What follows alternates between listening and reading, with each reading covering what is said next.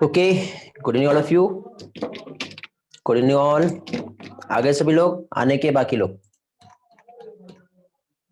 Okay, good evening Vedanti, Saili, Aishwarya, Advait, good evening Tisa, good evening all. Okay, अभी भी link नहीं मिला क्या बेटा किसी को भी? ओके, तो आप लोगों को बेटा लिंक का हैबिट हो गया है, ठीक है। लिंक नहीं भी मिला तो ओल्ड लिंक से ज्वाइन कर लेने का। लिंक तो वही चल रहा है फिलहाल। मैंने ना तो पासकोड चेंज किया है, ना ही मीटिंग आईडी चेंज किया हूं, ठीक है। तो जो लिंक है उसी लिंक से आपको क्लास ज्वाइन करना है, ठीक है। चलो, तो एक बार जो है आगे का पोर्शन जो एक बार रिवाइज कर लेते हैं, तब तक के बाकी लोग भी ज्वाइन कर जाएंगे, ठीक है। चलो, तो स्टार्ट करें फिर आज का सेशन। कल का रिवीजन किए जो पढ़ाया था कल मैंने आप लोगों को? ओके, लिंक नहीं आया, ओल्ड लिंक से ज्वाइन किए, चलो बहुत अच्छी बात है बेटा, ठीक है। ओल्ड लिंक से ही ज्वाइन करना है, ठीक है। हैबिचुअल हो गया बेटा हम लोग लिंक के लिए, ठीक है, इसलिए ये प्रॉब्लम आ रहा है। ओके, चलो कोई बात नहीं। तो अभी देखिए, यहाँ पे जो हम लोगों ने लास्ट लेक्चर में इवोल्यूशन का जो स्टडी किए हैं, ठीक है, इंट्रोडक्टरी पार्ट हमारा हुआ था। तो आज अगेन उस पार्ट को एक बार रिवाइज करते हैं, और उसके बाद फिर नेक्स्ट पोर्शन जो है वो हम लोग कंटिन्यू करेंगे, ठीक है। तो इवोल्यूशन में हम लोगों ने जो भी यहाँ पे अभी स्टडी किए, तो आपको याद होगा लास्ट लेक्चर में इवोल्यूशन से रिलेटेड हम लोगों ने यहाँ पे जो भी पोर्शन जो देखे थे, तो उसमें हम लोगों ने कुछ बेसिक कंसेप्ट जो है वो हम लोगों ने स्टडी किए थे। और बेसिक कंसेप्ट का हम लोगों ने जो यहाँ पर स्टडी किए थे, उसमें क्या देखे थे हम लोगों ने बेटा? उसमें हम लोगों ने पहली चीज तो लाइफ जो है, ठीक है, क्योंकि इवोल्यूशन को समझना है, तो इवोल्यूशन को समझने के पहले सबसे पहले हमें क्या जानना जरूरी है? Origin of life. और ओरिजिन ऑफ लाइफ को जानना है तो लाइफ कहां पे आई है? अर्थ पर आई है। तो अर्थ का जो फॉर्मेशन हुआ है, मींस ओरिजिन ऑफ अर्थ कैसे फॉर्म हुआ है, ये हम लोगों को जानना जरूरी है। समझ रहे हो? तो इस तरह से हम लोगों ने लास्ट लेक्चर में अर्थ का ओरिजिनेशन, यूनिवर्स क्या है, कैसे यहाँ पे एक्चुअली फॉर्म हुआ, ये सारे पार्ट हम लोगों ने देखे थे, जिसमें कुछ थ्योरी देखे थे। जिसमें सबसे फर्स्ट थ्योरी हम लोगों ने जो देखे थे वो क्या था? Big bang theory.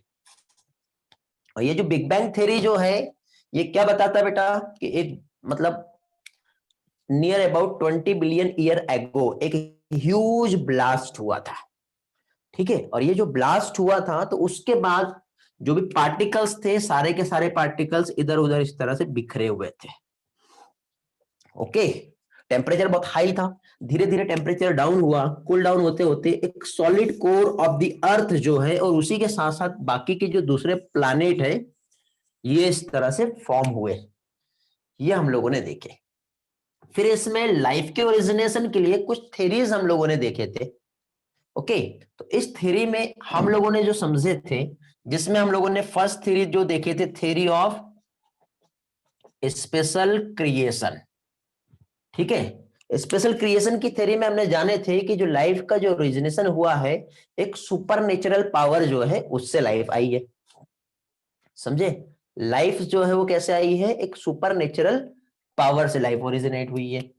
फिर उसके बाद नेक्स्ट हम लोगों ने जो देखे थे, क्या देखे थे हम लोगों ने यहाँ पे पहली चीज तो यहाँ पे क्या पढ़े थे बताओ? साइंटिस्ट का नाम देखे थे हमने, कौन से थे बेटा साइंटिस्ट का नाम?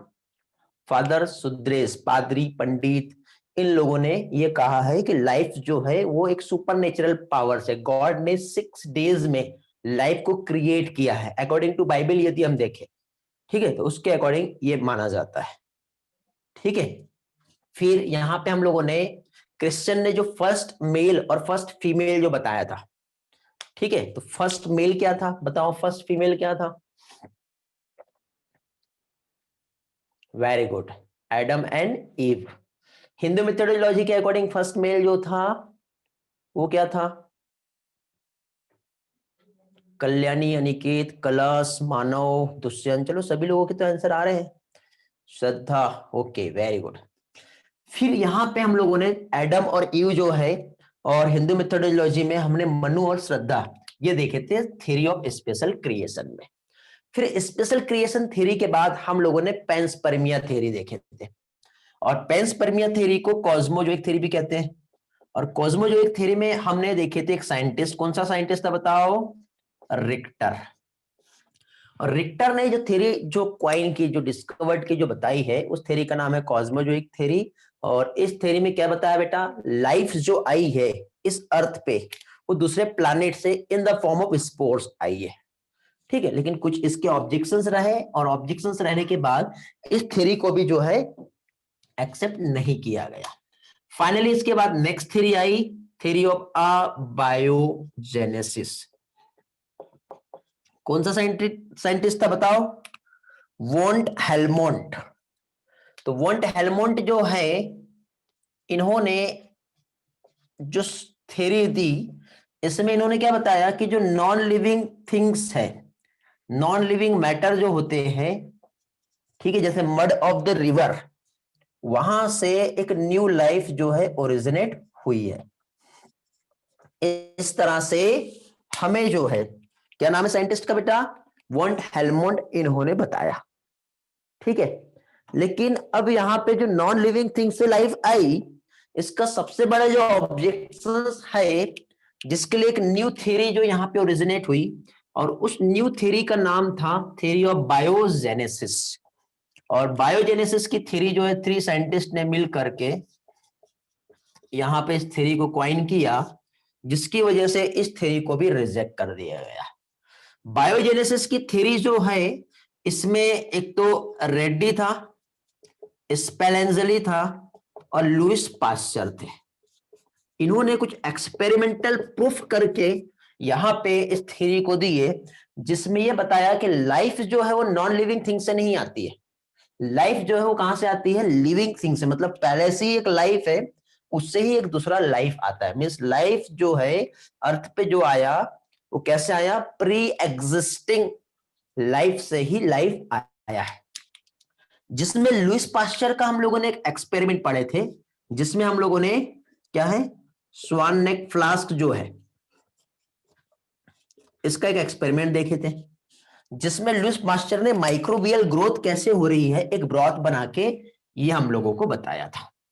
तो इस तरह से बेटा हम लोगों ने लास्ट लेक्चर में ये पार्ट समझे, जिसके अकॉर्डिंग यहां पे हमको एक चीज समझी कि पहले तो 20 बिलियन ईयर एगो जो है यूनिवर्स फॉर्म हुआ, एक ब्लास्ट हुआ था। जिसके बाद 4.5 बिलियन ईयर एगो जो है हमारा जो है अर्थ का फॉर्मेशन हुआ। अर्थ के फॉर्मेशन के बाद फिर हम लोगों ने देखे थे 3 बिलियन ईयर एगो जो है वो क्या हुआ था? Non cellular form of life आया था। 2 बिलियन ईयर एगो जो है first cellular form of life आया था, और फर्स्ट यूकेरियोटिक जो फॉर्म हुए थे 1.5 बिलियन ईयर एगो जो है सबसे पहले फर्स्ट यूकेरियोटिक सेल का फॉर्मेशन हुआ था। ये कुछ डेटा बेटा एग्जाम के क्वेश्चन है, ये आप लोगों को याद रखना है। एम आई राइट नाउ? क्या सभी लोग स्टडी करके आए हैं? क्या सभी लोगों का आंसर सेम है जो मैंने यहाँ पे बताया हूं?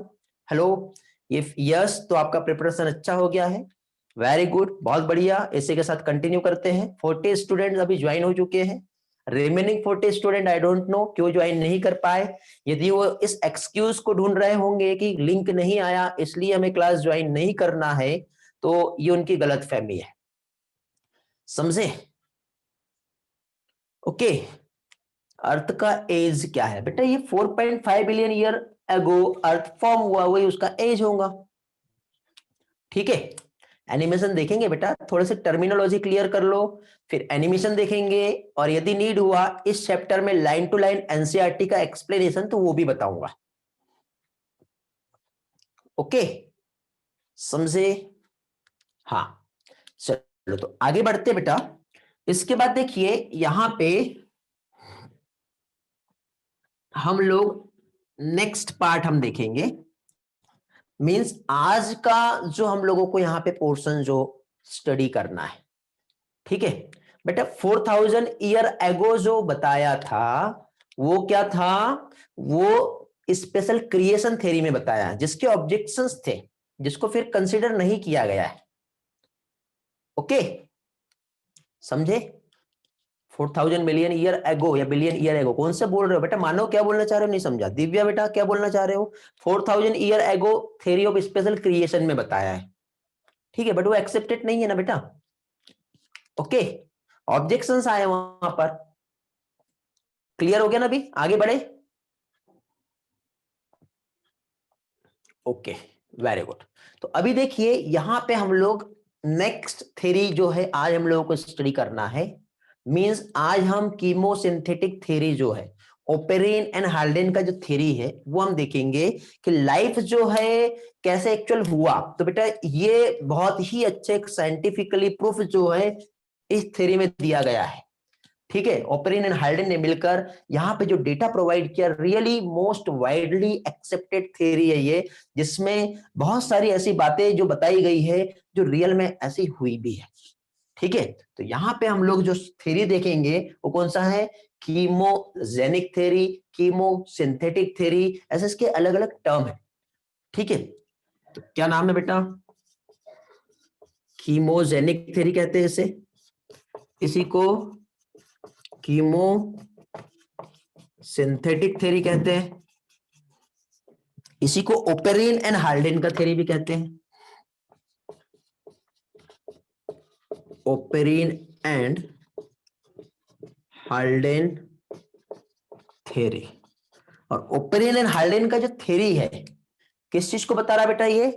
ये रिप्रेजेंट कर रहा है क्या चीज? Theory for origin of life. Okay, तो यहां पे ये जो थ्योरी है ये कैसा थ्योरी है बेटा? ये है मोस्ट एक्सेप्टेड थ्योरी, ठीक, ये याद रखना है। अब most accepted theory means what, why, किस चीज का बेटा? क्या बता रहा है ये बेटा कैसे ओरिजिन हुई है लाइफ का, ठीक है। लाइफ का ओरिजिनेशन कैसे हुआ है इस चीज को बता रहा है, ठीक है। तो ओपेरिन और हाल्डेन जो है लाइफ की ओरिजिनेशन को जो यहां पे बता रहे हैं, तो ये बताना चाह रहे हैं कि ये जो लाइफ जो ओरिजिनेट हुई है ये कहां से आई है?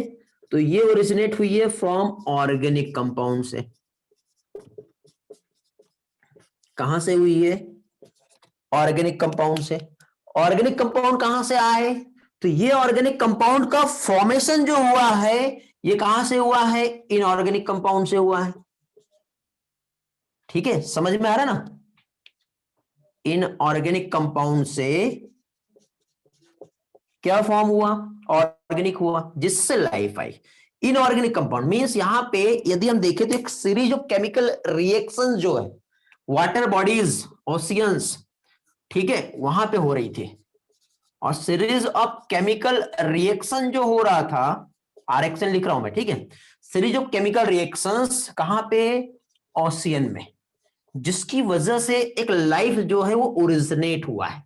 इस तरह से ओपेरिन और हाल्डेन ने यहां पे एक थ्योरी को प्रपोज्ड किया है, और जिसमें उसका एक्चुअली बहुत सारा साइंटिफिकली प्रूफ जो है ये भी जो है ये वहां पे दिखाया गया है, समझे, जिसको आगे चल के हम यूरेन मिलर का एक्सपेरिमेंट में समझेंगे। क्योंकि बेटा आज के टाइम पे इस नॉन लिविंग थिंग से, मतलब लाइफ जो ओरिजिनेट हुआ एक्चुअली ये नॉन लिविंग थिंग की तो थी, ठीक है, उससे लाइफ आई है, फिर एक लाइफ से दूसरा लाइफ आया। तो आप देखो, आप कल कुछ क्वेश्चन कर रहे थे, कल क्वेश्चन ये कर रहे थे कि सर हमने अबायोजेनेसिस में देखे कि नॉन लिविंग थिंग से लाइफ आई है, चलो ये एक अलग बात हो गई।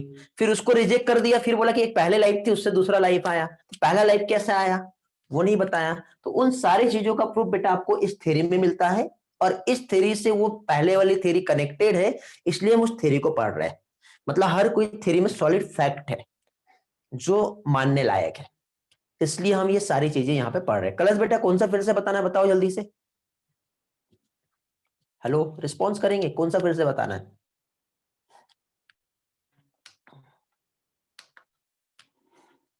अभी भी 15 स्टूडेंट क्लास में नहीं आए, इनऑर्गेनिक के बाद बताना है, ठीक है। चलो कंटिन्यू कर रहा हूं। देखिए बेटा मैं भले इधर पढ़ा रहा हूं लेकिन टोटल फोकस मेरा आप लोगों के पास रहता है। आप लोगों की कुछ भी एक्टिविटी होती है, चैटिंग या फिर जो भी, वो सारी चीजों को फोकस करता हूं, और उसके साथ साथ यहाँ पे पढ़ाता हूँ। और कुछ चैट आए तो वो भी मैं पढ़ता हूँ और पढ़ाता भी हूँ आपको विदाउट डिस्टर्बेंस। कुछ भी आपको प्रॉब्लम रहे आप बेझिझक इमीडिएटली उसी टाइम पूछ लो, तो आपका वो सारा पार्ट वहीं के वहीं क्लियर हो जाएगा। ठीक है, चलो स्टूडेंट बढ़ रहे हैं, आई थिंक लिंक शेयर हो गया होगा। ठीक है बेटा, चलो तो आगे बढ़ते हैं हम लोग।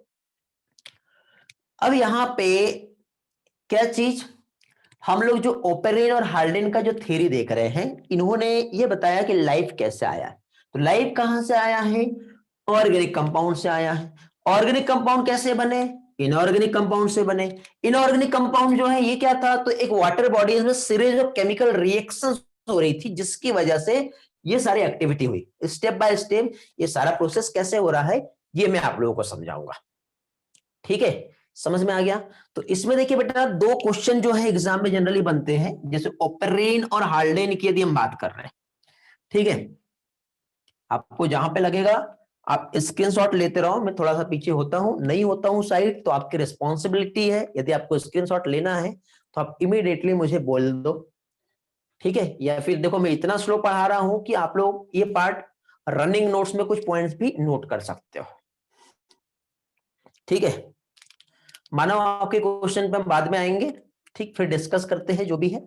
ठीक, तो अब देखिए यहाँ पे ओपेरेन जो थे ये रशियन थे और हाल्डेन जो थे वो इंग्लैंड के थे। ये क्वेश्चन आता है बेटा आपके एनसीईआरटी में दिया है। तो ओपेरेन जो है ये रशियन साइंटिस्ट है और हाल्डेन जो है ये कैसे है, ये इंग्लैंड के रहने वाले हैं। लेकिन देखो बेटा ये हाल्डेन भले इंग्लैंड के हैं लेकिन ये हमारे इंडिया में आके सरवाइव किए हैं। ठीक है, तो कभी कभी ऐसा क्वेश्चन भी पूछा जाता है कि कौन से साइंटिस्ट थे जो फॉरेनर कंट्री के थे, फिर हमारे इंडिया में आकर के काफी लंबे समय तक के रहे, उन्होंने अपना कैरियर जो है और फाइनली इंडिया का सिटीजनशिप भी इन्होंने यहाँ पे ले लिया बेटा हमारे इंडिया में। ठीक है, आसाम साइड में जो है वहां पे जनरली जो है ये वेस्ट बंगाल में रहे, आसाम में रहे। ठीक है, और वेस्ट बंगाल में ही फिर अपना वहां पे आगे का जो लाइफ है उन्होंने एक्सपेंड की है। ठीक, तो रशियन और इंग्लैंड थे ऐसा जनरली पूछा जाता है, तो ये आप लोगों को मालूम होना चाहिए। अब यहाँ पे हम लोग देखिए बेटा कीमोसिंथेटिक थ्योरी देख रहे हैं, तो केमिकल की सबसे पहले सिंथेसिस होंगी और उस केमिकल के सिंथेसिस से ही लाइफ का ओरिजिनेशन होगा, इसलिए इस थ्योरी का नाम जो है कीमोजेनेटिक या कीमोसिंथेटिक थ्योरी जो है ये कहा है। तो इस थ्योरी को पढ़ने के लिए सबसे पहले बेटा कुछ इंपॉर्टेंट टर्मिनोलॉजी है, उन टर्मिनोलॉजी को हम समझ लेते हैं। जैसे कि कीमोजेनी क्या होता है, बायोजेनी क्या होता है, कॉग्नोजेनी क्या होता है, ये हम लोगों को समझना है। तो वो सारे कंसेप्ट जो है हम लोग यहाँ पे देखेंगे। तो देखिए फर्स्टली एक टर्म है कीमोजेनी। ठीक है, chemogeny means formation of inorganic compound. क्या होगा, फॉर्मेशन ऑफ ऑर्गेनिक कंपाउंड। ठीक है, ऑर्गेनिक कंपाउंड। लेकिन अब एक और बात है कि ये जो ऑर्गेनिक कंपाउंड जो फॉर्म हुए हैं, ठीक है, इसमें रेप्लिकेशन का कैपेसिटी नहीं है। ठीक है, अब रेप्लिकेट नहीं कर पा रहे हैं तो ऑब्वियसली केमिकल इवोल्यूशन हो रहा है, तो नॉन सेल्फ रेप्लिकेशन। ठीक है, सेल्फ रेप्लिकेशन जो है इसमें नहीं हो रहा है।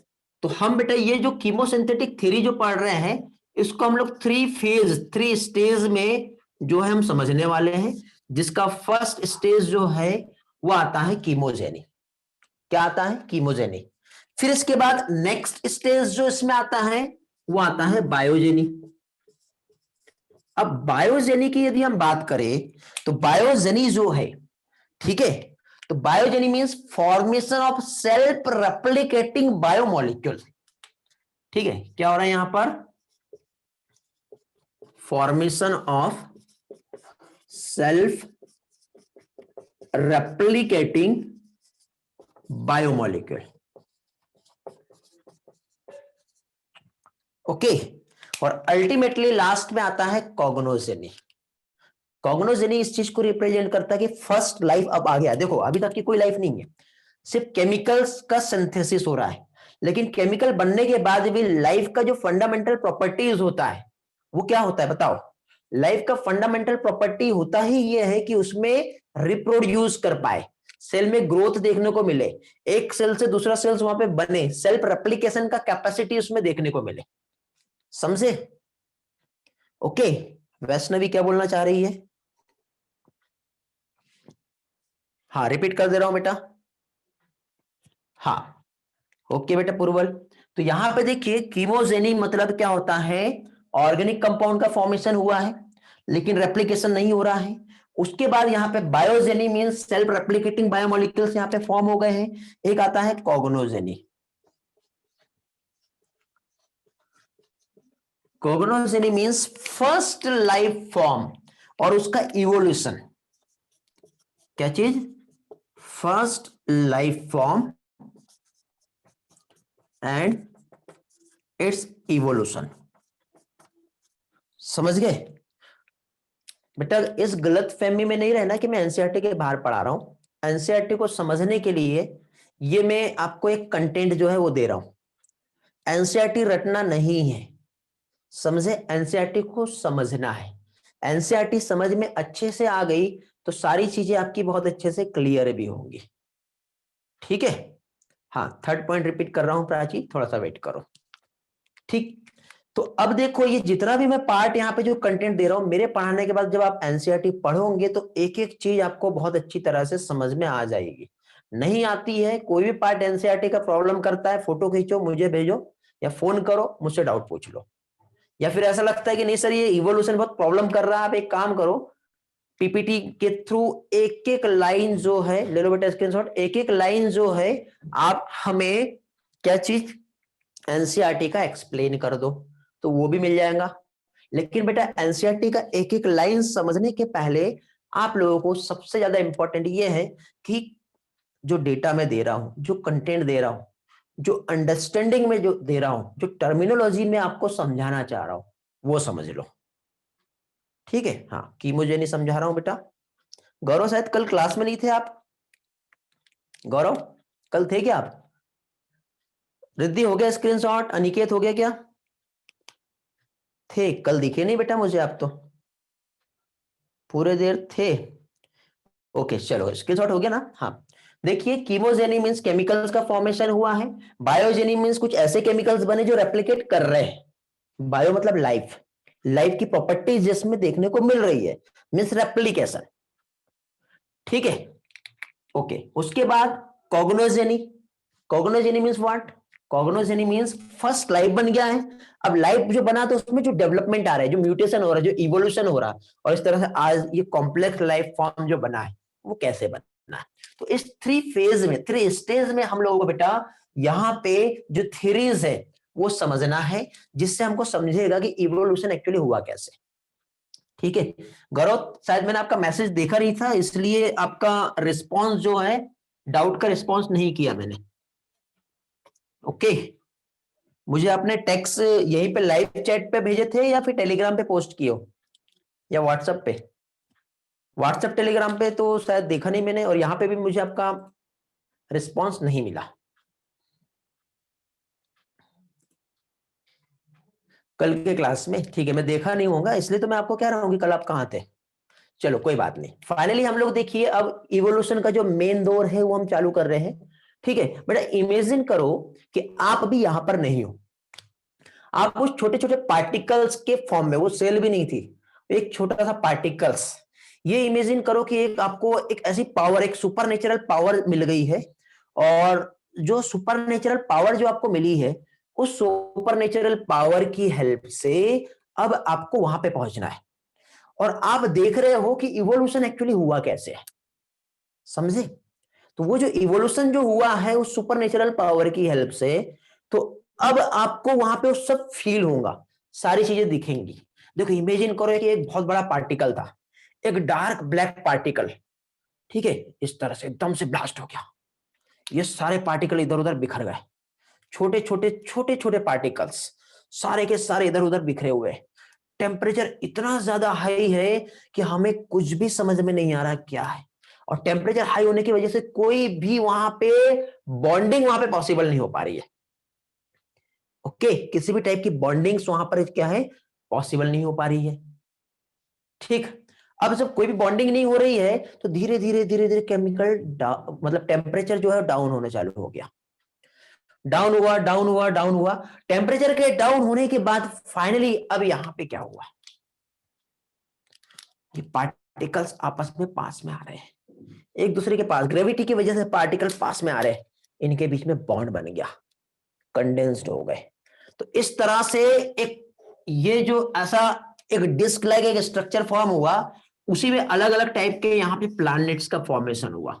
जो सबसे ज्यादा हॉट था मीन सन सेंटर में आके अरेंज हो गया, सेटल हो गया, और उसी के साथ साथ बाकी के प्लैनेट बने, जिसमें से हमारा एक अर्थ भी था।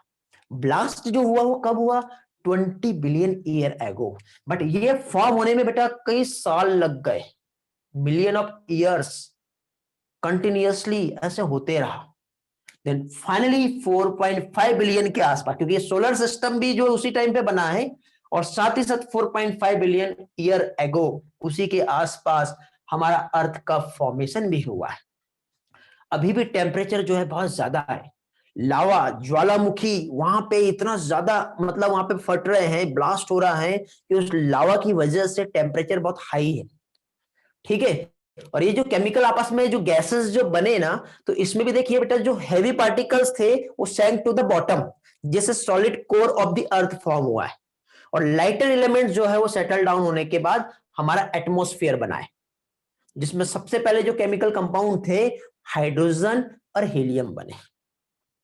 हाइड्रोजन जो है ऑक्सीजन के साथ रिएक्ट कर रहा था, बट ऑक्सीजन जो है फ्री फॉर्म में प्रेजेंट नहीं थी, तो हाइड्रोजन ऑक्सीजन से रिएक्ट कर रहा था, वाटर बना, लेकिन टेम्परेचर हाई होने की वजह से वाटर भी वेपर्स फॉर्म में बना, क्योंकि टेम्परेचर बेटा 800 से 900 डिग्री सेल्सियस है। समझे? अब इतना टेम्परेचर होने के बाद अब क्या हो रहा है, धीरे धीरे और टेम्परेचर कम होते जा रहा है, कम होते होते होते होते अब यहाँ पे ये जो सारे इवेंट्स हुए, तो अभी हम लोग यहाँ पे जो है कीमोजेनिक थ्योरी को जो समझेंगे। ठीक है, क्या समझेंगे अभी हम, कीमोजेनी क्या है। तो कीमोजेनी में पहली चीज तो temperature started cool down, event देखेंगे बेटा step by step, point two point हम देखेंगे। सबसे पहले क्या हो रहा है बेटा, टेम्परेचर स्टार्टेड कूल डाउन, कम हुआ। टेम्परेचर कम होते होते होते जैसे नियर अबाउट 100 डिग्री पे भी वाटर वेपर्स बनते हैं, और कम हो गया 90 डिग्री सेल्सियस तक के टेम्परेचर जैसे ही आया बारिश होने चालू हो गई। 1000 ऑफ ईयर तक के कंटिन्यूअस हेवी रेनिंग जो है होते रही होते रही होते रही। ठीक है, क्या हो रहा है अभी यहां पर, हेवी रेन कंटिन्यूअस 1000 ईयर तक के बेटा बारिश ही होते रही। ठीक है, और जितने भी जो गड्ढे वगैरह थे वो उस पानी की वजह से भरते गए, छोटा मोटा गड्ढा नहीं रहा होगा, जो होल्स था, जो बॉटम वाले जो एरिया थे, तो बारिश होते रही कई सालों तक के। देखो अभी भी टेम्परेचर एकदम इतना कम नहीं हुआ था, टेम्परेचर इतना ज्यादा था कि जब बारिश हुई ना, तो बारिश होने के बाद भी वो जो पानी था, उबलता हुआ पानी था, ऐसा खतरनाक, डेंजर। ठीक है, आप बिलीव नहीं कर सकते, फील करो बेटा, आप ये इमेजिन करो कि पार्टिकल के फॉर्म में आप खुद हो, बड़ा मजा आएगा इवोल्यूशन पढ़ने में। ठीक है, तो अब देखो कई टाइम तक के, बहुत टाइम तक के हेवी रेनिंग होते रही, और इस तरह से एक प्रिमिटिव ओशियन का फॉर्मेशन हुआ। ठीक है, अब यहां पे जो है फॉर्मेशन हो रहा है, क्या चीज,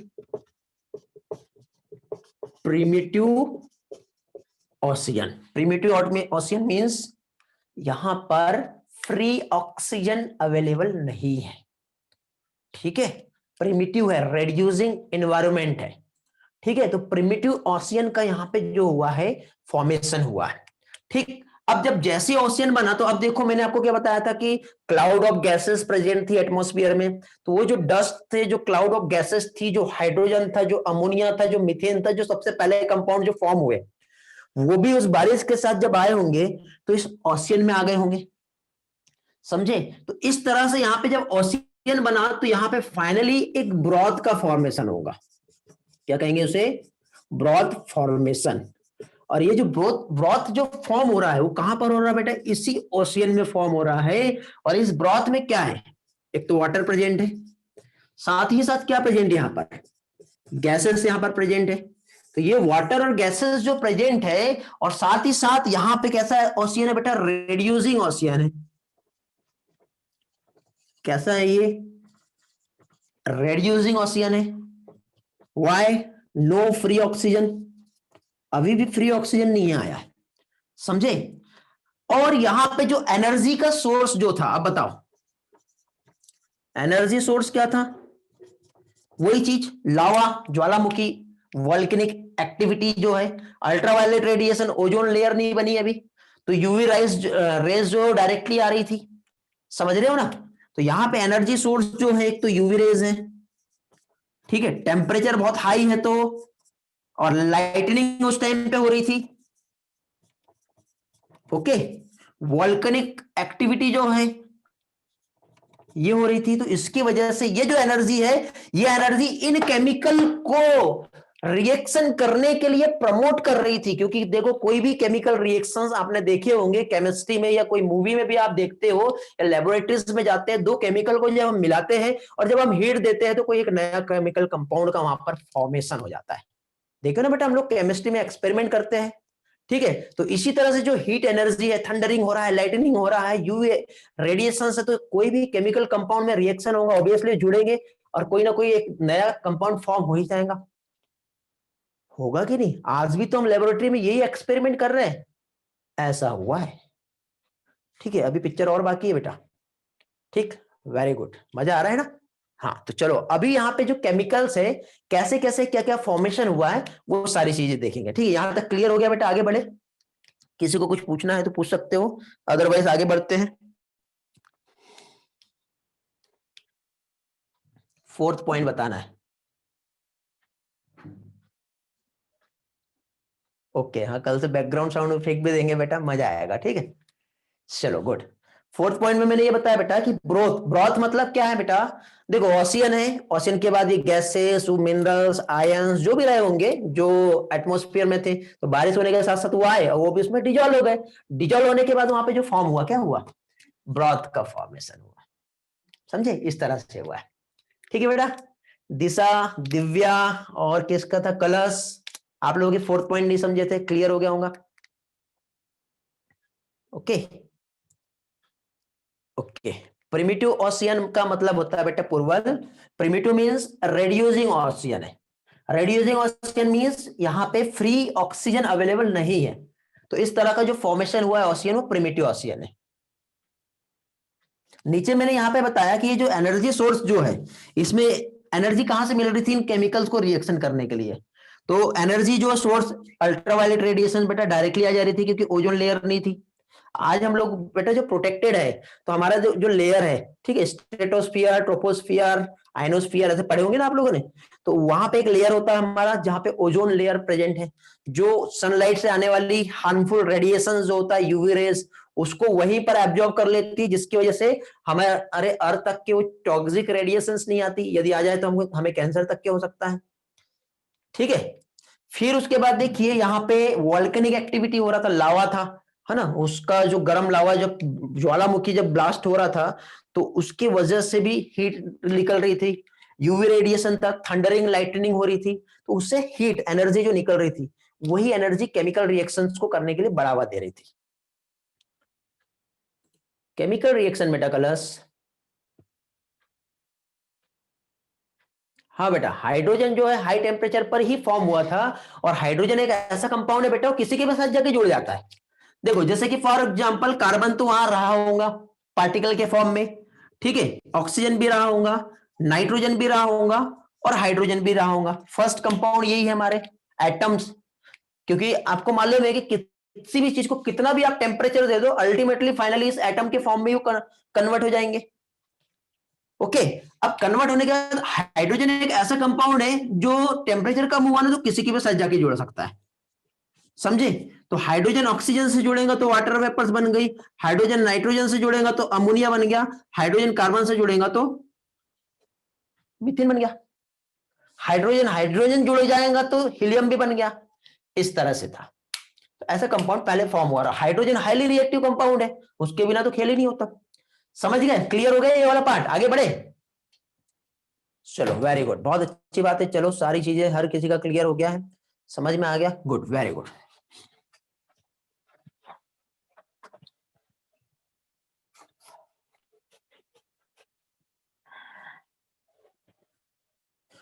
ओके, तो फाइनली हम आगे का जो पोर्शन है वो हम देख रहे हैं क्या है।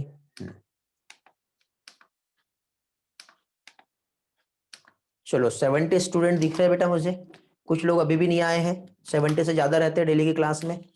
ओके, सभी लोगों को बेटा मैं एक चीज बता दे रहा हूं कि यदि बाई चांस कभी लिंक ना मिले तो ओल्ड लिंक से क्लास ज्वाइन कर लीजिए, ठीक है। और ये ऑलरेडी जब इसके पहले एक बार लिंक मैंने न्यू लिंक क्रिएट किया था तब मैंने वहां पे एक टेक्स्ट भेजा था आपको कि save this link in future, क्योंकि कभी लिंक नहीं भी मिला तो आपको इसी लिंक से ज्वाइन करना है, ठीक।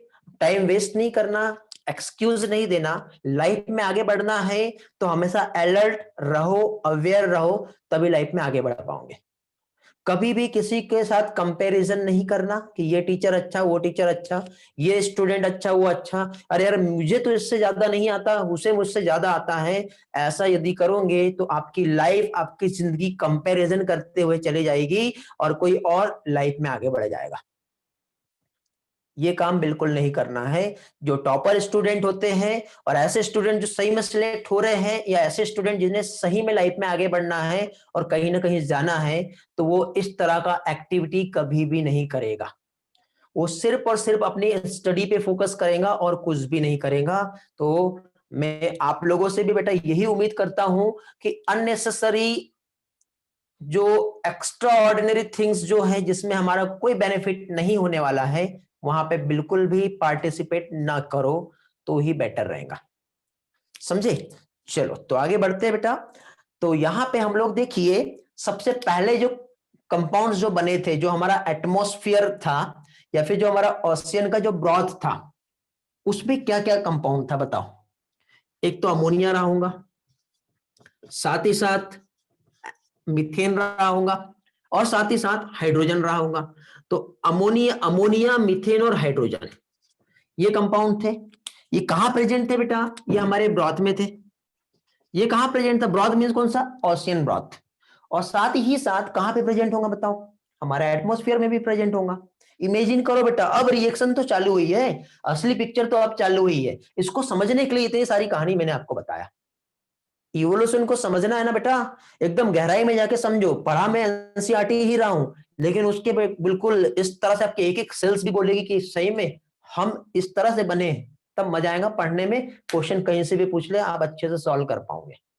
ओके, तो यहां पे देखिए, अब ये सारी चीजें जो है, तो अब ये जो केमिकल कंपाउंड सबसे पहले जो फॉर्म हुए, अब ये कैसे फॉर्म हुए तो मैंने बता दिया आपको। अभी भी यहाँ पे बेटा कुछ एनर्जी मिल रही थी, और एनर्जी का सोर्स क्या है ये भी मैंने आपको बता दिया। तो जो ओशियन में जो बेटा लाइटनिंग और ज्वालामुखी से जो टेम्परेचर से जो एनर्जी मिल रहा था, वो इन केमिकल कंपाउंड्स को आपस में रिएक्ट करवा रहा था, रिएक्ट करवा रहा था, रिएक्ट करवा रहा था।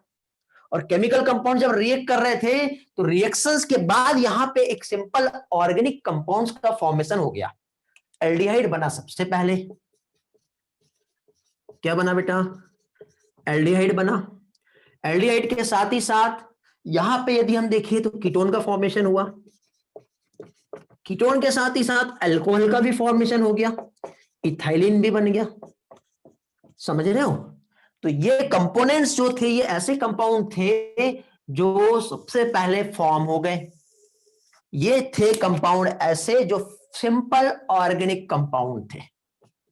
तो सबसे पहले सिंपल ऑर्गेनिक कंपाउंड जो है ये फॉर्म हो गए, ठीक है।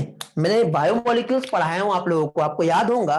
बायोमोलिक्यूल्स में भी मैंने आपको यही बताया हूं। जैसे ग्लूकोज हमने देखे, या फिर कार्बोहाइड्रेट्स जो देखे, वो एल्डिहाइड या कीटोन के डेरिवेटिव होते हैं। शुगर हमने जो पढ़े ना, हमने यही तो पढ़े, ठीक है। तो अब देखिए बेटा, एल्डिहाइड, कीटोन, अल्कोहल, इथाइलिन जो बना सिंपल ऑर्गेनिक कंपाउंड, ये सिंपल ऑर्गेनिक कंपाउंड आपस में रिएक्ट कर रहे थे, और रिएक्ट करने के बाद इससे सिंपल शुगर बन गई। क्या फॉर्म हो गया, सिंपल शुगर फॉर्म हो गई। सिंपल शुगर के साथ ही साथ यहां पे अमाइनो एसिड बन गया। ओके, इस तरह से अमाइनो एसिड फॉर्म हो गया। ये थे बेटा फर्स्ट बायोमोलिक्यूल जो फॉर्म हुए। This is the first biomolecule. अब ये जो फर्स्ट बायोमोलिक्यूल यहां पे फॉर्म हुए, इन बायोमोलिक्यूल में अब यहां पे क्या होगा बताओ, पॉलीमराइजेशन होगा पॉलीमराइजेशन। तो अभी जब यहाँ पे पॉलीमराइजेशन होगा तो सिंपल शुगर से क्या बनेगा, पॉलीसेक्राइड्स बनेगा। याद आ रहा है, सिंपल एमाइनो एसिड जब पॉलीमराइज होगा तो क्या बनेगा, लिपिड बनेगा। याद सॉरी प्रोटीन बनेगा, फैटी एसिड बनेगा, फिर फैटी एसिड जो है ग्लिसरॉल के साथ कंडेंस्ड होगा तो क्या बन जाएगा, लिपिड बन जाएगा। तो इस तरह से अब पॉलीमराइजेशन हुआ, और पॉलीमराइजेशन के बाद यहां पे फाइनली पॉलीसेक्राइड्स बने, प्रोटीन बना एंड फैटी एसिड का फॉर्मेशन हो गया। ओके, जगह थोड़ी है मेरे पास, लिखना बहुत सारा है, तो भी मैं कॉम्पैक्ट करके समझा रहा हूं, सारी चीजें मुझे यहाँ पे कवर करना है। ठीक है, इतना पार्ट समझ में आ गया बेटा। पॉलीसेक्राइड्स का फॉर्मेशन हो गया, प्रोटीन का फॉर्मेशन हो गया। ठीक, पॉलीमराइजेशन क्या होता है वैष्णवी वंजारी, पॉलीमराइजेशन मतलब देखो ये कंपाउंड इसके साथ दूसरा कंपाउंड जुड़ जाएगा, उसके साथ फिर एक और कंपाउंड जुड़ जाएगा, फिर एक और कंपाउंड जुड़ जाएगा, उसके बाद फिर और कंपाउंड जुड़ जाएगा, फिर और कंपाउंड जुड़ जाएगा, और कंपाउंड जुड़ जाएगा, और इस तरह से जब बल्क में कंपाउंड जुड़ेंगे तो क्या होगा बताओ, ये प्रोसेस कहलाती है पॉलीमराइजेशन। ठीक है, तो इस तरह से जब पॉलीमराइजेशन हुआ तो पॉलीमराइजेशन की हेल्प से यहां पे कुछ इस तरह के कंपाउंड जो है ये फॉर्म हो गए। ठीक है, अब यही कंपाउंड जब फॉर्म हुए तो इस कंपाउंड से फाइनली आगे चल के फिर लिपिड का फॉर्मेशन हुआ, प्यूरिन्स बने, पिरामिडिन्स बने। ठीक है, तो यहां पे आगे चल के लिपिड बना, प्यूरिन बना, पिरामिडिन बना। अब आपको याद होगा बायोमोलिक्यूल में मैंने आपको नाइट्रोजनस बेस जब किसी शुगर से जुड़ता है तो क्या बनता है, न्यूक्लियोसाइड, ये बताया था, याद आ रहा है। तो फिर प्यूरिन और पिरामिडिन के बाद, अब जगह नहीं है मैं इधर लिखता हूं, ठीक है, इसके बाद न्यूक्लियोसाइड बनेगा, फिर ये न्यूक्लियोसाइड किसी फॉस्फेट से जुड़ गया तो क्या बन गया, न्यूक्लियोटाइड बना। ये ऐसी सीरीज ऑफ केमिकल रिएक्शंस उस वाटर बॉडीज में होते जा रही है, समझे। अब ये जब न्यूक्लियोटाइड का जब फॉर्मेशन हुआ तो जब न्यूक्लियोटाइड आपस में पॉलीमराइज होता है, अब पॉलीमर ऑफ न्यूक्लियोटाइड को हम क्या कहते हैं बेटा, न्यूक्लिक एसिड कहते हैं। याद आ रहा है ना, ठीक है, ऐसे पढ़े थे। तो अब क्वेश्चन ये है कि न्यूक्लियोटाइड बना तो पहले डीएनए आया कि पहले आरएनए आया। बहुत दिनों तक के ये डिबेट चलते रहा, बहुत ट्रिकी सा यहाँ पे लॉजिक था, और फाइनली जब ऑल्टमैन आए 1980 में, 1980 था या 1880 था याद नहीं आ रहा, तब जाके हमें पता चला कि सबसे पहले जो है वो आरएनए आया। काफी लंबे समय तक के ये चलते रहा, डीएनए वो मतलब वो तो वही बात हो गई ना, पहले मुर्गी आई कि पहले अंडा आया, ऐसे ही हुआ ना। तो एग और हैन में लेकर बहुत डिबेट है। ऐसे बेटा पहले आरएनए बना कि पहले डीएनए बना, हमने मॉलिक्यूलर बायोलॉजी में पढ़े हैं, इसलिए आप बोलते हो कि हाँ सर आरएनए आया, नहीं पढ़े रहते तब रहता ना कंफ्यूजन।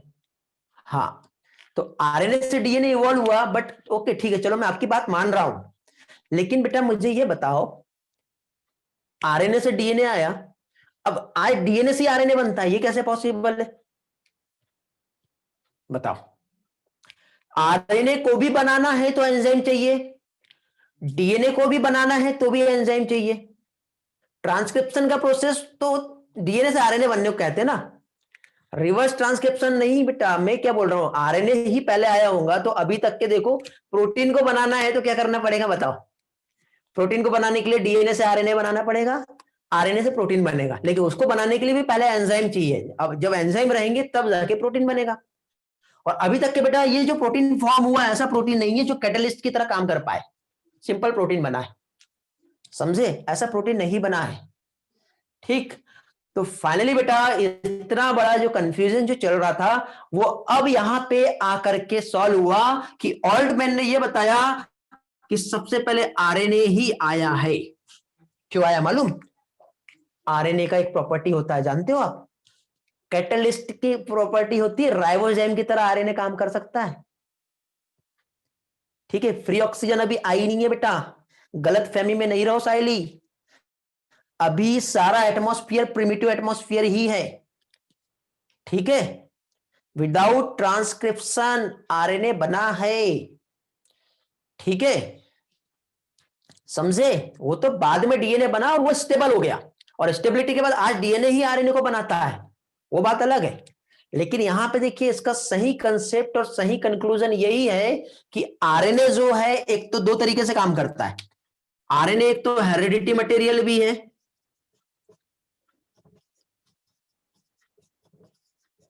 आरएनए हेरिडिटी मटेरियल की तरह भी काम करता है, और साथ ही साथ ये एक्ट करता है एज अ कैटलिस्ट। राइबोजाइम पढ़े हमने, तो राइबोजाइम में एक प्रॉपर्टी होती है, ठीक है, जो कैटलिस्ट की तरह काम करता है।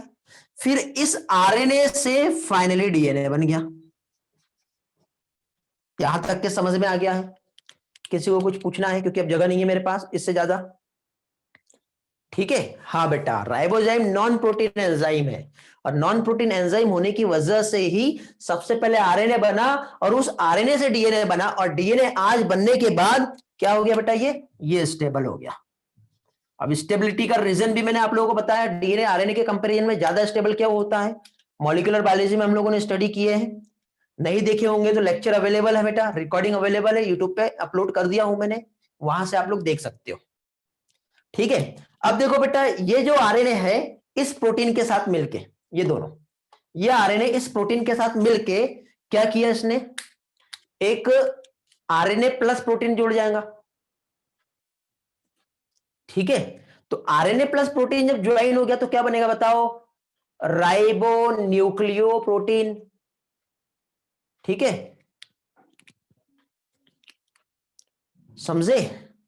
शुभम बेटा क्या बोले, कलर्स की शुभम कौन है? शुभम नहीं समझा आपने क्या बोले, ठीक है। आरएनए फॉर्मेशन में कैटलिस्ट का रोल प्ले होगा, ठीक है। यहां पे बता रहा हूं आगे का पार्ट, देखो RNA plus protein, RNA plus protein जो है जब ज्वाइन हुआ तो क्या बन गया, न्यूक्लियो प्रोटीन। और न्यूक्लियो प्रोटीन कुछ वायरसेस होते हैं बेटा जो न्यूक्लियो प्रोटीन का प्रॉपर्टी रखते हैं। ये था बेटा first non cellular life form. ठीक है, ये जो है ये क्या है, ये है first non cellular life form. समझ रहे हो? तो ये इवेंट कुछ इस तरह से हुए। एक बार रिवाइज कर लेते हैं जल्दी से, क्या क्या देखे हमने। यहां पे हम लोग देख रहे हैं बेटा जो प्रिमिटिव ब्रॉथ है, वहां पे ये कुछ केमिकल्स थे, ये कहां से आए, ये डिजॉल्व हो गए एटमॉस्फेयर से। जब बारिश हुई थी तो उस बारिश के साथ ये केमिकल कंपाउंड आए हैं। ठीक है, अब ये जो केमिकल कंपाउंड यहाँ पे आए हैं तो इसमें क्या हुआ बेटा, सबसे पहले ये केमिकल्स जो है आपस में रिएक्ट किए कैसे, क्योंकि यहाँ पे कुछ एनर्जी थी, तो ये जो एनर्जी यहाँ पे आ रही थी, एल्डिहाइड, कीटोन, अल्कोहल, इथाइलिन, इससे जो मतलब ये एनर्जी की वजह से ये केमिकल कंपाउंड बने। फिर और यहाँ पे कुछ रिएक्शन हुआ, पॉलीमराइजेशन हुआ, सिंपल शुगर बने, कॉम्प्लेक्स कंपाउंड बना और कॉम्प्लेक्स बना, फिर वो आपस में जुड़ते गए, फिर इस तरह से न्यूक्लियोटाइड बना, फिर आरएनए बना। आरएनए में कैटलिस्ट होने की वजह से उसने ही डीएनए बनाया, उसने ही कुछ अलग टाइप के प्रोटीन बनाए, और एक बार डीएनए बन गया बेटा तो यही तो है फंडामेंटल प्रॉपर्टी ऑफ लाइफ। क्योंकि डीएनए में कैपेसिटी है, बताओ क्या है, वो अपनी खुद की मल्टीपल कॉपीज बना सकता है। सेल्फ रेप्लिकेशन प्रॉपर्टी डीएनए में ही होती है, समझ रहे हो? तो अपनी ही जब वो यहां पे कॉपीज बना सकता है डीएनए, तो डीएनए से बहुत सारे वहां पे मल्टीप्लाइड कॉपीज बनने लगी, वो डीएनए दूसरे प्रोटीन के साथ जुड़ गया, न्यूक्लियो प्रोटीन बन गए। ठीक है, और इस तरह से सेल्फ रेप्लिकेशन कैपेसिटी होने की वजह से पहले तो नॉन सेलुलर फॉर्म बना, फिर आरएनए, प्रोटीन और डीएनए, ये सारे के सारे कंपोनेंट्स जब आपस में ज्वाइन हुए तो बेटा first cellular life means prokaryotic यहां पे फॉर्म हो गया। ठीक है, तो इतना होने के बाद फाइनली जो है क्या हुआ, यहां पे ये जो नॉन सेलुलर था तो डीएनए, साथ ही साथ आरएनए और प्रोटीन, ये सब उस वाटर बॉडीज में प्रेजेंट थे, आपस में मिल गए। मिलने के बाद प्रोटीन जो है, तो अब देखो यहां पे क्या हुआ, एक कोसारवेट आपने नाम सुने होंगे, कोसारवेट वाला टर्म बताता हूं क्या है यहां पर। ठीक है, मैं बीच में साइड हुआ था, आपने स्क्रीनशॉट ले लिए होंगे, चाहिए होगा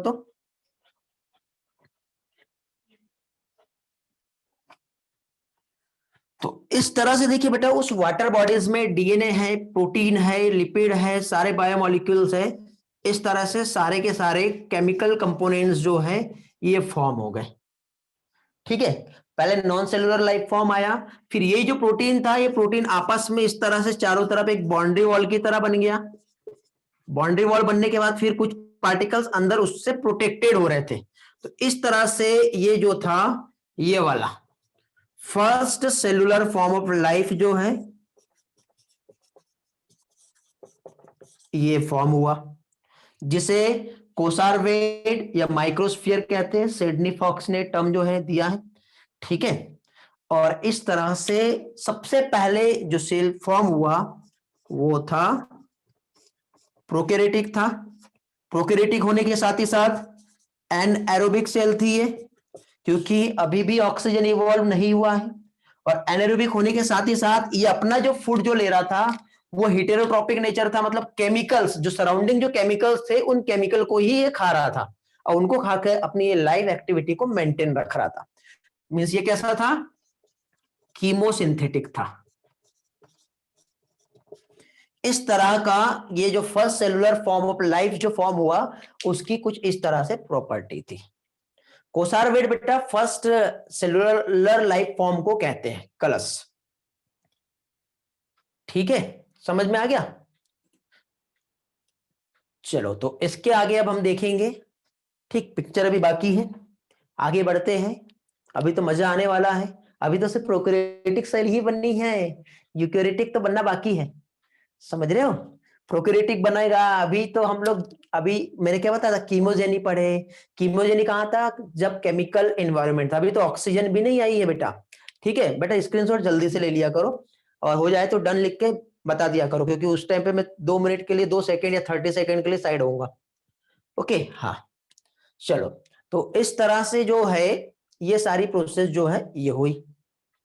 ठीक, तो चलो अब ये जो प्रोकैरियोटिक सेल का यहाँ पे जो फॉर्मेशन हुआ है, तो प्रोकैरियोटिक सेल के फॉर्मेशन के बाद अब यहाँ पे क्या क्या इवेंट आए हैं, कैसे कैसे यहाँ पे डेवलपमेंट हुआ है और कैसे फाइनली यूकैरियोटिक सेल का फॉर्मेशन हुआ है वो हम देखेंगे।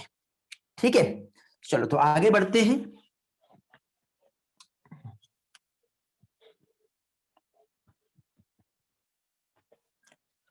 तो इसमें देखिए बेटा, अभी जो ऑर्गेनिजम्स आया है वो प्रोकैरियोटिक है, शॉर्टकट समझ में आ रहा है ना। हाँ, एनारोबिक है और एनारोबिक के साथ ही साथ कीमो हेटेरोट्रॉपिक है।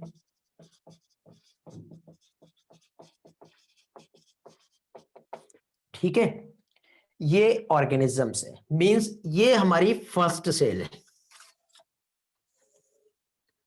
ये हमारा फर्स्ट सेल है इस तरह की प्रॉपर्टी का। अब ये जो फर्स्ट सेल है ये अपना जो एनर्जी है वो कहां से ले रहा है बेटा, उस वाटर बॉडीज में सराउंडिंग जो केमिकल्स प्रेजेंट है वहां से ले रहा है। तो ये जो फर्स्ट सेल है दे ऑब्टेन एनर्जी। ठीक है, अब मुझे बताओ, जब ऑक्सीजन नहीं है और वहां पे जब ऑर्गेनिक कंपाउंड्स प्रेजेंट रहेंगे तो एब्सेंस ऑफ ऑक्सीजन, वहां पे एक प्रोसेस होती है, उसे क्या कहते हैं, बताओ जल्दी से। Very good, fermentation of organic compound in water. ठीक है, वेरी गुड। तो दे ऑब्टेन एनर्जी, कैसे ले रहे बेटा, from fermentation of organic, organic बताओ कंपाउंड जो कहां प्रेजेंट है, वाटर में प्रेजेंट है। तो ऑर्गेनिक कंपाउंड जो वाटर में प्रेजेंट है वहां से ये अपना एनर्जी ले रहा है, लिया इसने। ठीक, ओके। अब यहां पे ये जो एनर्जी जो यहां पे आई, तो एनर्जी आने के बाद ये ग्रो करेगा। अब ग्रो करने के बाद बहुत सारी सेल्स बन गई ना, रेप्लिकेशन भी हुआ है। जब इतना सारा सेल्स बन गए तो उनके बीच में आपस में कंपटीशन होगा।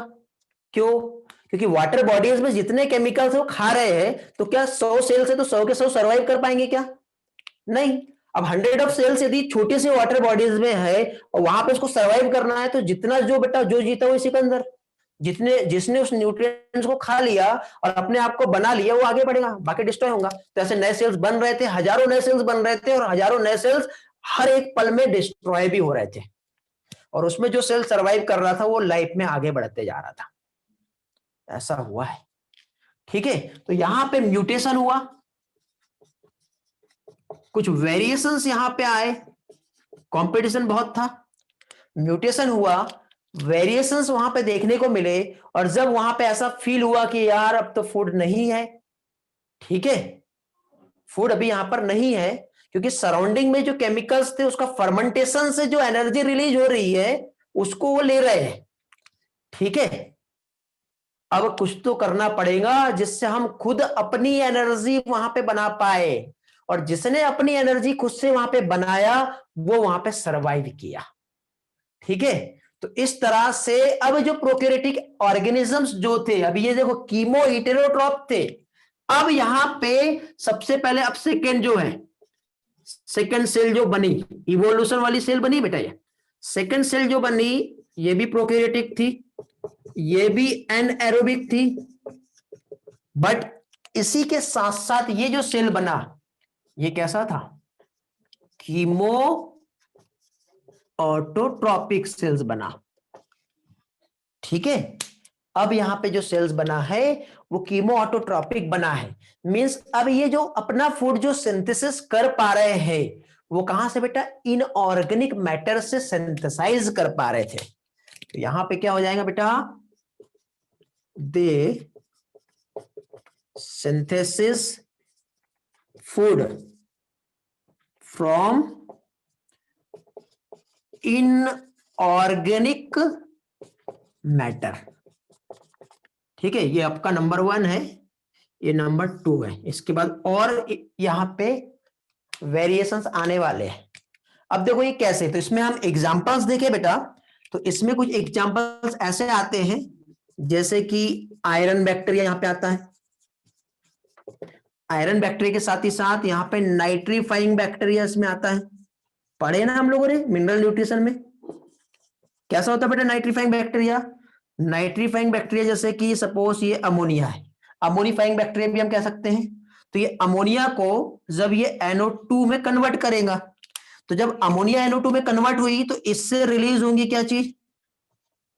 एनर्जी। इस बैक्टीरिया ने इसको तोड़ दिया, तोड़ने के बाद इससे जो एनर्जी रिलीज हुआ, तो ये जो है ये कार्बन डाइऑक्साइड और वहां पे वाटर बॉडी है, ये चीज तो थी। इसके साथ ये अपना फूड ये बना रहा था, समझे? तो इस तरह से वाटर को as a hydrogen donor, hydrogen acceptor, और इस तरह से अल्टीमेटली ये अपना फूड बना रहा, मतलब केमिकल एनर्जी से ये क्या कर रहा है? फूड बना रहा है। क्लियर हो गया? आगे बढ़ते फिर, ठीक है, और जगह नहीं है मेरे पास। तो इस तरह से देखो प्रोकैरियोटिक एनारोबिक कीमो ऑटोट्रॉपिक है, केमिकल से वो अपना खुद का फूड जो है अब वो वहां पर क्या कर रहा है? वो प्रोड्यूस कर रहा है, समझे? रिस्पॉन्स करो। क्लियर है यहां तक के? 65 स्टूडेंट, बाकी लोग किधर गए? आगे बढ़े।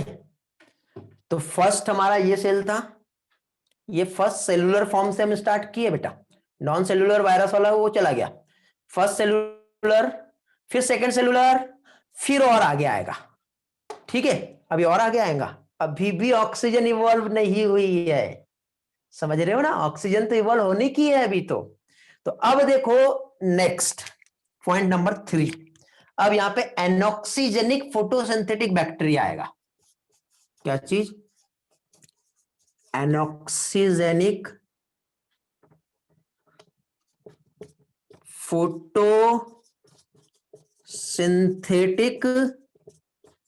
बैक्टीरिया, अब इसके बारे में आगे बताता हूं मैं, ठीक है। तो इस तरह से एनॉक्सीजेनिक फोटोसिंथेटिक जो बैक्टीरिया यहां पे आया, ये बैक्टीरिया ने बेटा अब म्यूटेशन हुआ, कुछ इवोल्यूशन हुआ, उसी सेल में कुछ मॉडिफिकेशन हुआ, कुछ स्ट्रक्चरल चेंज आए, और उसने अभी यहां पे क्या किया?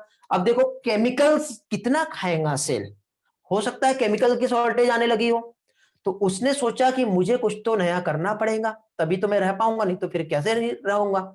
तो उसने क्या किया, अपने अंदर कुछ ऐसा स्पेशल स्ट्रक्चर म्यूटेशन की वजह से डेवलप कर लिया या फिर डेवलप हो गया होगा, जो कि था क्लोरोफिल, जिसे कहते हैं बैक्टीरियो क्लोरोफिल। और बैक्टीरियो क्लोरोफिल जो है अब अपने फूड के लिए उस वाटर पे डिपेंडेंट नहीं था, उसको कुछ अलग करना था, इस दुनिया में आया है तो कुछ अच्छा करके जाना था, समझे। तो अभी कार्बन डाइऑक्साइड तो थी, उसको ना तो वाटर और ना ही वो केमिकल, अब वो उस लाइट से एनर्जी बनाएगा। कैसे बनाएगा, तो इसने अपने अंदर जो स्ट्रक्चर डेवलप किया, उस स्ट्रक्चर को क्या कहते हैं, एनॉक्सीजेनिक फोटोसिंथेटिक जो बैक्टीरिया है, इसने स्ट्रक्चर डेवलप किया बैक्टीरियो क्लोरोफिल। और बैक्टीरियो क्लोरोफिल जो है, ये जो बैक्टीरिया है बैक्टीरियो क्लोरोफिल, साथ ही साथ यहां पे लाइट, और लाइट के साथ कार्बन डाइऑक्साइड तो वहां पे प्रेजेंट था। अभी ये हाइड्रोजन सल्फाइड का यूज कर रहा था, वाटर का यूज नहीं कर रहा था। कुछ डिफरेंट केमिकल इसने यूज किए, और डिफरेंट केमिकल यूज करने के बाद अभी यहां पे ये जो प्रोसेस यहां पे हुआ, तो इस प्रोसेस में क्या हुआ, ये जो एनॉक्सीजेनिक फोटोसिंथेसिस है, इसने अपना फूड बना लिया। फूड बनाने के बाद वापस से सल्फर जो है उसको वापस से वहीं छोड़ दिया, फिर यूज होगा, फिर बनेगा, इस तरह से अभी भी ऑक्सीजन यहां पर इवॉल्व नहीं हुआ है। सल्फर बैक्टीरिया इसका एग्जाम्पल है। तो सल्फर बैक्टीरिया ने सल्फर के कंपाउंड को यूज किया और अपना फूड यहां पे प्रोड्यूस किया। इस तरह से यहां पे फूड का जो है ये प्रोडक्शन हो रहा था, समझ गए। ओके, स्क्रीनशॉट ले लिए होंगे बेटा साहिल, में बीच में पीछे हुआ था, अभी लेना है क्या, और स्क्रीनशॉट के लिए मैंने टाइम दिया था इसके पहले वाले स्लाइड जब थी तब भी। ओके ठीक है, चलो आगे बढ़ते हैं। इसके बाद नेक्स्ट, अब बेटा जिसका हमें बड़े बेसब्री से था इंतजार, बताओ क्या था वो, जो है हमारे लिए भगवान, प्राण वायु, दैट इज ऑक्सीजन। एनिमेशन नहीं बेटा, ऑक्सीजन। एनिमेशन पे तो आएंगे हम बाद में, अभी पहले ये कंसेप्ट तो समझ लो, अभी बहुत कुछ बाकी है बेटा। मैं पढ़ाऊंगा ही ऐसा कि आपको एनिमेशन नहीं भी मिला ना तो सारी चीजें समझ में आ जाएगी। लोग कहते हैं इवोल्यूशन बहुत बोर होता है, इवोल्यूशन कहीं से कहीं तक के आपको बोर नहीं लगेगा बेटा। हाँ, भगवान का प्रसाद है ये, ठीक है। हाँ बेटा दुष्यंत, भगवान का प्रसाद मिल गया अभी, ठीक। ओके, तो अब देखिए यहां पे फाइनली क्या चीज, फोटोसिंथेटिक बैक्टीरिया का डेवलपमेंट होगा, ठीक है, जिसे ऑक्सीजेनिक फोटोसिंथेसिस कहेंगे। अभी फोटोसिंथेसिस इसके पहले हो रही थी, बट वो फोटोसिंथेसिस कैसे थी, एनऑक्सीजेनिक थी। फोटोसिंथेसिस हो तो रही है बट ऑक्सीजन की एब्सेंस में, या ऑक्सीजन का प्रेजेंस है ही नहीं, या ऑक्सीजन इवॉल्व भी नहीं हो रहा है, ऐसा हो रहा था। अब यहां पे जो आएगा वो आएगा ऑक्सीजेनिक फोटोसिंथेसिस।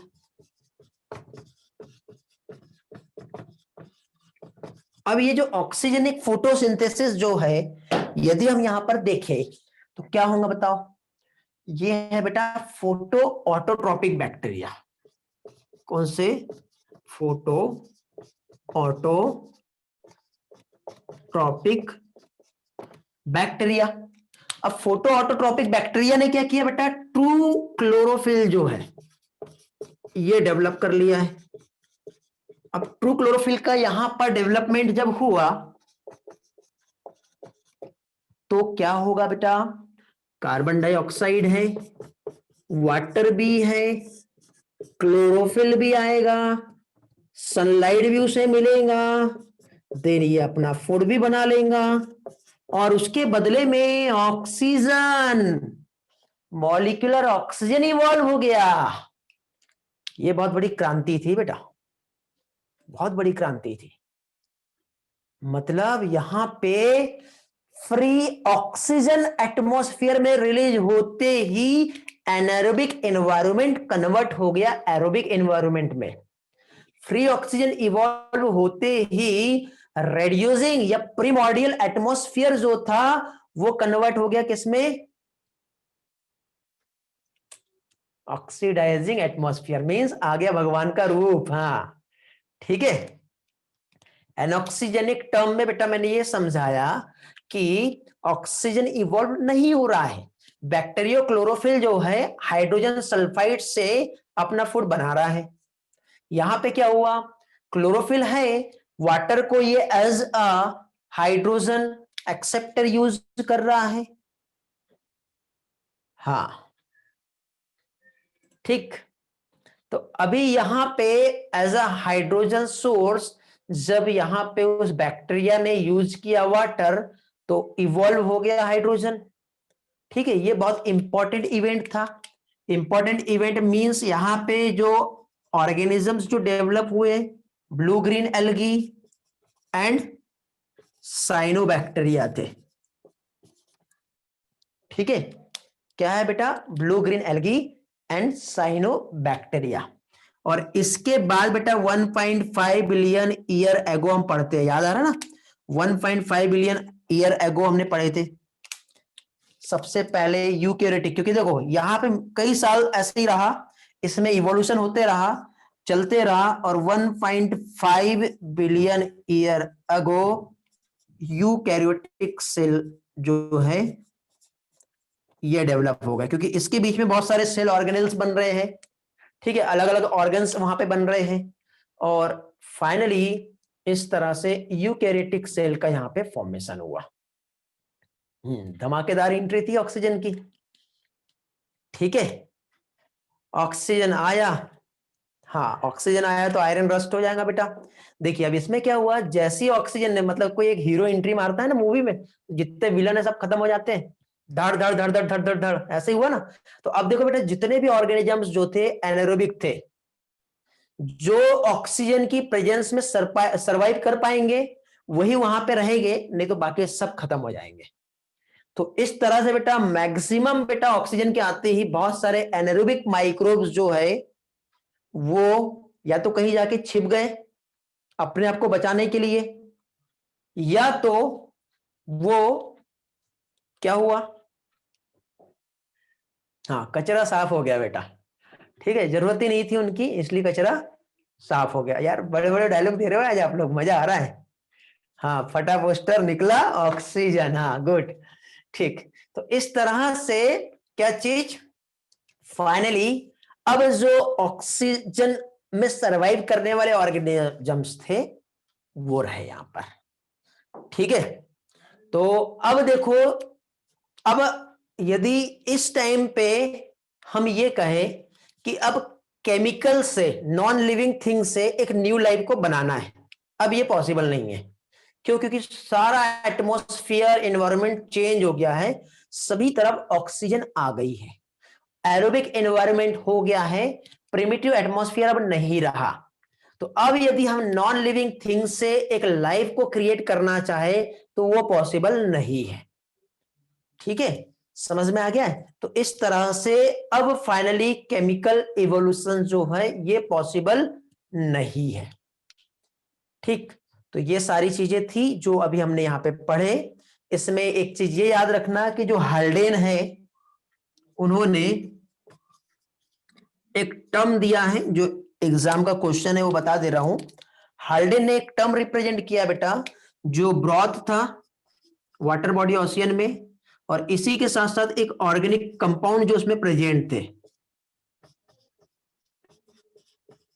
तो ब्रॉथ और इस ऑर्गेनिक कंपाउंड को हाल्डेन ने हॉट डाइल्यूटेड सूप जो है ये कहा है। ऐसे होता है ना, सूप बनाते हैं हम तो बहुत सारे इंग्रेडिएंट्स उसमें मिक्स करते हैं, वही मिला हुआ जो एक फॉर्म है हॉट डाइल्यूटेड सूप, या फिर ये प्रिमिटिव सूप के नाम से भी जाना जाता है। क्या कहलाता है ये? प्रिमिटिव सूप भी इसे कहते हैं। ठीक है, अब देखिए यहां पे जो ऑक्सीजन रिवोल्यूशन जो हुआ, और 5 मिनट लूंगा आपका मैं। ठीक है, ऑक्सीजन रिवोल्यूशन जो हुआ है उसमें क्या क्या चेंजेस आए हैं, एक वन शॉट जो है हम लोग यहाँ पर जो है वो देखेंगे। हाँ ले लो बेटा निकेत, ओके स्क्रीनशॉट ले लो जल्दी से। अर्थ के बर्थ के बाद कितने टाइम बाद ऑक्सीजन आया? जब सबसे पहले वहां पे प्रोकैरियोटिक बने, सेलुलर फॉर्म जो है, मतलब बेटा वो 2 से 3 मिलियन ईयर एगो के, बिलियन ईयर एगो के बीच की बात है वो। ठीक है, मैंने पहले ही कहा था कि ये सारी चीजें जो है हम एजम्पशन में पढ़ेंगे, ऐसा हुआ होगा, ये हुआ होगा, बस उसी के अकॉर्डिंग ये सारी चीजें चल रही है। एग्जैक्ट बेटा जो डेटा है कि इसी टाइम पे हुआ है ऐसा हम नहीं कह सकते, बट इसके आसपास कुछ हुआ होगा ऐसा हम पढ़ रहे हैं। ठीक है बेटा, ओके हो गया था बेटा। चलो आगे बढ़ते हैं। तो अभी देखिए यहां पर हम लोग ऑक्सीजन रिवॉल्यूशन जो है वो हम देखेंगे। हाँ बेटा, सारी पात्र और घटनाएं काल्पनिक है और इसका वास्तविक जीवन से कोई लेना देना नहीं है। अनहोनी की वजह से जो है मैं जिम्मेदार नहीं रहूंगा। ठीक है, हाँ चलो तो ऑक्सीजन रिवॉल्यूशन जो है ये हम देखेंगे। ऑक्सीजन रिवॉल्यूशन जो है ये क्या चीज है? तो पहली चीज तो देखो, ऑक्सीजन रिवॉल्यूशन मींस क्या हुआ, जो एटमॉस्फेयर था कैसा था, रेड्यूसिंग एटमॉस्फेयर, ये चेंज हो गया है ऑक्सीडाइजिंग एटमॉस्फेयर में, जिसकी वजह से केमिकल इवोल्यूशन अब पॉसिबल नहीं है। तो फर्स्ट यहां पे पॉइंट आता है, एटीएम लिख रहा हूं बेटा मैं, ठीक है, एटमॉस्फेयर। तो एटमॉस्फेयर जो है ये चेंज हुआ, किसमें बेटा, चेंज फ्रॉम व्हाट बताओ, रेड्यूसिंग टू ऑक्सीडाइजिंग एटमॉस्फेयर में, जिसकी वजह से केमिकल इवोल्यूशन जो है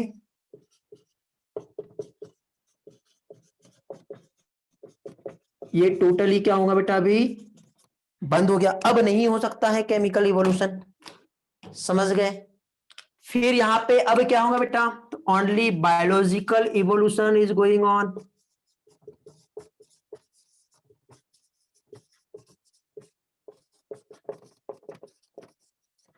आज थोड़ा सा डेटा मैं आपको यहीं पे दे रहा हूं, स्लाइड में नहीं दे रहा हूं, ठीक है, इंपॉर्टेंट है, याद भी हो जाएगा। ठीक है, अब यहां पे देखो, जब ओनली बायोलॉजिकल इवोल्यूशन यहां पर हो रहा है, तो ऑक्सीजन जब कंबाइन हुआ मीथेन और अमोनिया से, ठीक है, अब देखो जो कंपाउंड जिससे आए हैं वही चीज, अब ऑक्सीजन, ठीक है, जो फॉर्म हुआ है ये कंबाइन होगा, या तो मीथेन हो सकता है या फिर अमोनिया हो सकता है, जैसे अमोनिया हो गया और मीथेन हो गया।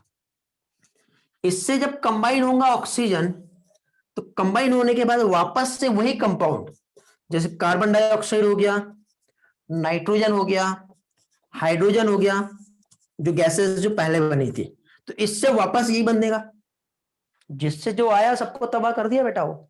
मीन्स आज यदि किसी ऑर्गेनिक कंपाउंड को ब्रेक करना है और उसमें से एनर्जी भी निकालना है तो उसके लिए ऑक्सीजन चाहिए, समझे, इतना खतरनाक प्राणी है ये। मीन्स ऑक्सीजन जो है ये कंपाउंड को ब्रेक कर रहा है। इसी ऑक्सीजन ने बेटा एक रिवॉल्यूशन लाया कि ऑक्सीजन से बेटा O3 बन गया, क्या बन गया बताओ, ओजोन। और ओजोन लेयर जब फॉर्म हुई तो ये क्या कर रही थी बेटा, ओजोन लेयर के फॉर्मेशन से ही अब ये अल्ट्रावायलेट रेडिएशन जो है इसको एब्जॉर्ब कर लिया, अल्ट्रावायलेट रेडिएशन एब्जॉर्ब कर लिया, तो जो टॉक्सिक रेडिएशन आ रही थी वो नहीं आ रही थी, हमारे अर्थ तक के नहीं पहुंच पा रही थी। तो इस तरह से कुछ यहाँ पे बहुत बड़ी क्रांति आई है, ऑक्सीजन का रिवोल्यूशन हुआ है, बहुत सारे चेंजेस देखने को मिले हैं। बट ये आज के टाइम पे इसी टाइप के एक्सपेरिमेंट को हमें प्रूफ करना है, तो यूरे एंड मिलर ने एक ग्लास का एपरेटस लिया और एक वैक्यूम कंडीशन वहां पे बनाई, रेड्यूसिंग एनवायरनमेंट बनाया, और as it is methane ammonia और वाटर का जो वहां पे कंपोजिशन उस टाइम पे जैसा हुआ करता था और उतना टेम्परेचर और वाटर वेपर्स को दे करके आज एक्सपेरिमेंटल प्रूफ करके भी बताया है कि उस टाइम पे ये जो सारी चीजें हुई वो कैसे हुई होंगी। ठीक है, ऐसा हुआ है।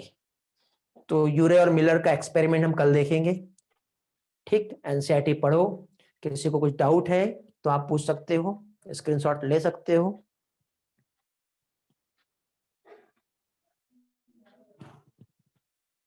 ओके, मजा आ गया।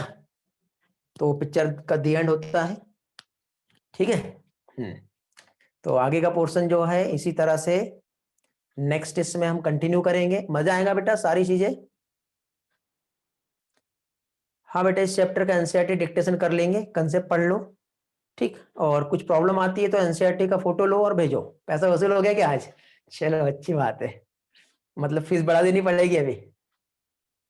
हाँ, पिक्चर तो अभी बाकी है, अभी बहुत सारी चीजें हैं, बट आज की मेन पिक्चर तो खत्म हो गई, ट्रेलर, है ना। ट्रेलर अच्छा है तो बाकी आगे भी मजा आएगा फिर तो, है कि नहीं।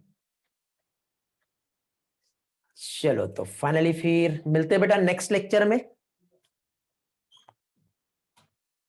यार ये आपको प्लांट टिश्यू कल्चर का एनिमेशन दिखाना है, बाद में दिखाता हूं मैं आपको, ठीक है। वैष्णवी, ठीक है बेटा, थोड़ी देर के बाद कॉल कर लेना, कोई प्रॉब्लम नहीं है।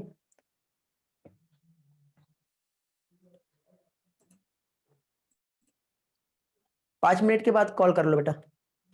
Okay, thank you class. Divya बोलो बेटा, क्या डाउट है पूछो। बाकी लोग लीव कर सकते हैं क्लास बेटा। मिलते फिर नेक्स्ट लेक्चर में। बाय बेटा, बाय। पूछो बेटा दिव्या, क्या डाउट है। थैंक यू बेटा श्रुतिका। बाय प्रगति। बाय लियांशु।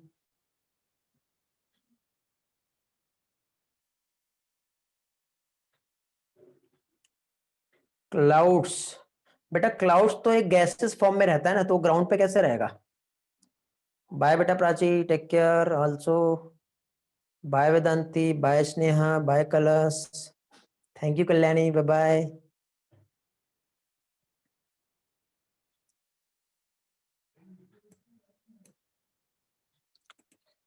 बाय ईश्वरी।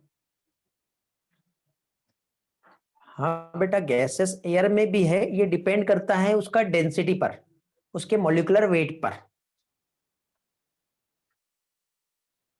समझा दिव्या। ओके, चलो एंड करते बेटा class. Bye bye, thank you, take care.